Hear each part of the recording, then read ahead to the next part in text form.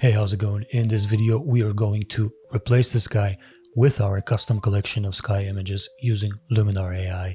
The workflow is exactly the same with the latest Luminar Neo. The sky replacement panel is identical for both apps. This is a fast, easy, and comprehensive tutorial with 7 sky replacement examples that will quickly get you up to speed. If you would like to try for yourself, you can download a free sample pack of sky images shot with a medium format camera. I also have a big collection of 360 sky images, perfect for real estate, architecture, or landscape photography. I highly recommend you have a quick look if that is something you need for your work. You can find all the links in the description below. It works for both Luminar and Photoshop sky replacement.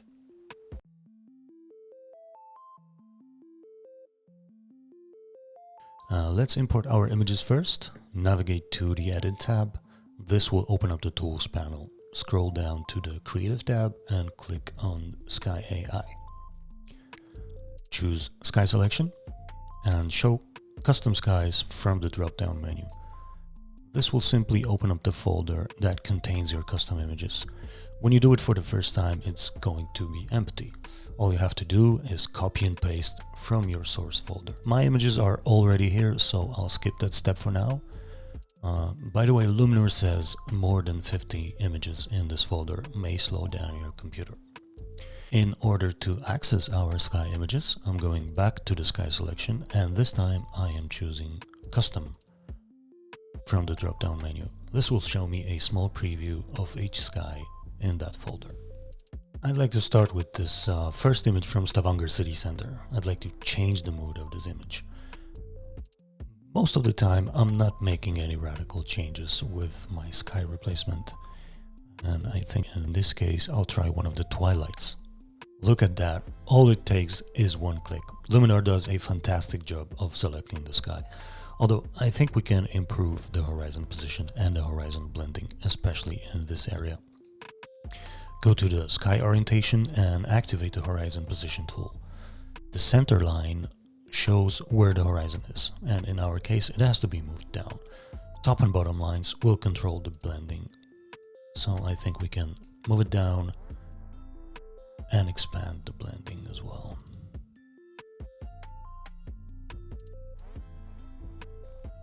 Separate to the horizon position, we can shift the vertical and horizontal position of the image itself.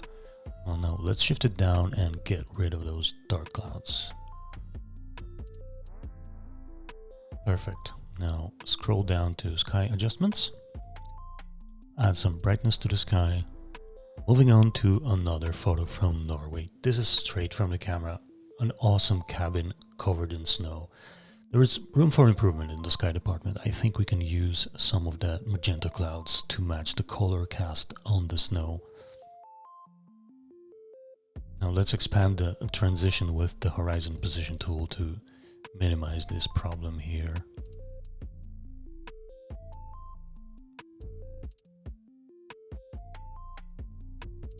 The scene relighting is very interesting. Luminar will attempt to adjust the scene to the sky with this tool. Now let's see what it does in this area. This is very impressive and also very believable. Let's see before and after.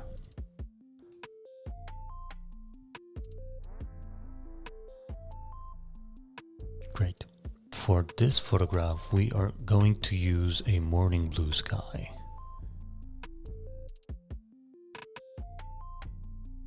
First thing we have to do is correct that horizon blending.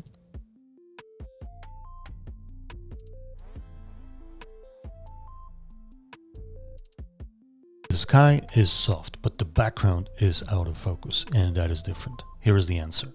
Sky adjustments, defocus.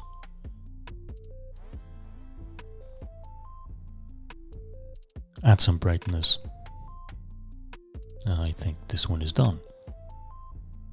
Now, what about replacing the sky when we can see the sun in the original image? I really like this feature. The sky is overexposed in this photo, but we can see the direct sunlight. Let's replace the sky first, choosing one of the morning blue skies.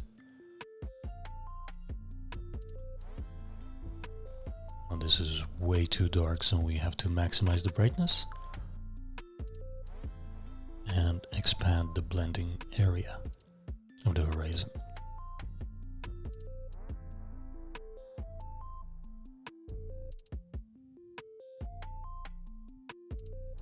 Okay. Now scroll down to the Sunrays tab and click on Place Sun Center. Move the sun to the position and increase the amount. This is super cool. So now you can just have fun with the rest of the sliders.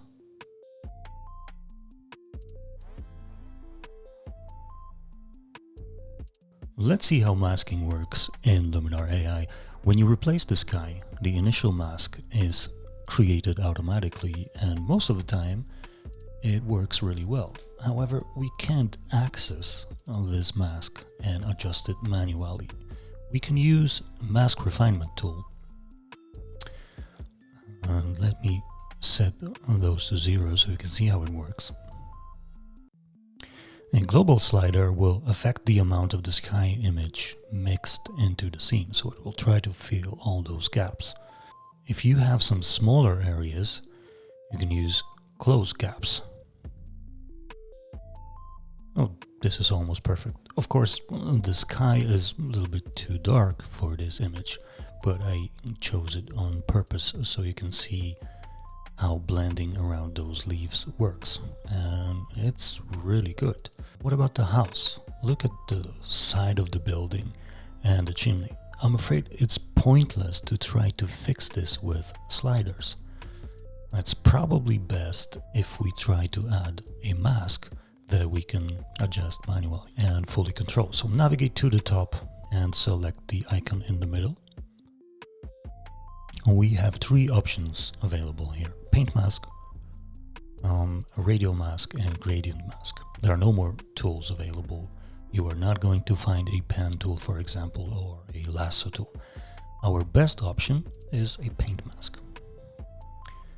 Unfortunately, you can't use this tool in a straight line, so you can manually remove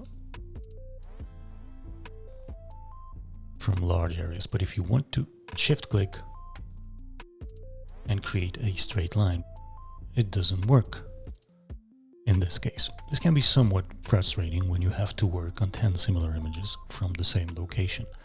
Maybe if you have a tablet and a steady hand. It's probably best if you have Photoshop, and I will explain the difference in Photoshop sky replacement video. There is one thing you can do to make this work. Now let me reset my sky panel. The best way to fix this issue is to not to deal with it at all, and we can do that by choosing a different sky, one that has clouds on the horizon. So this is still not perfect, but we can expand the transition area.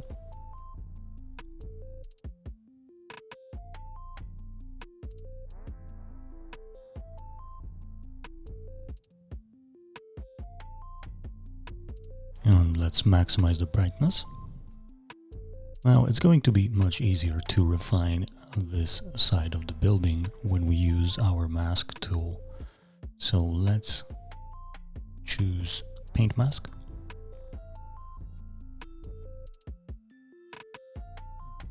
We'll make it slightly bigger. Let's zoom in.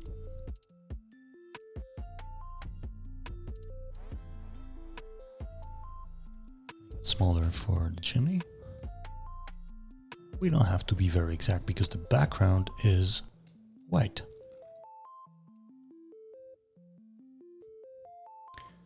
This is how you avoid problems. Since we are talking about the right sky selection, one thing to keep in mind is the direction of the light. Let's drop some sky on this amazing Adobe stock image. And I think Golden Hour 19 is a good choice for this one. So this is almost perfect right away. So the only thing we have to do is lower the horizon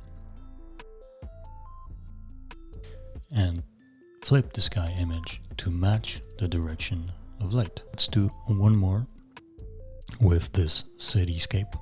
Sky selection, golden hour 28. I think we can change the vertical position of the sky image, getting rid of those dark clouds. This will create a much better blend. And lower the horizon a little bit. This is almost perfect. Look at that. Awesome. Hope you enjoyed this Luminar sky replacement video. Give it a thumbs up. If you have any questions, just drop them down below in the comments section, and I'll see you in the next video.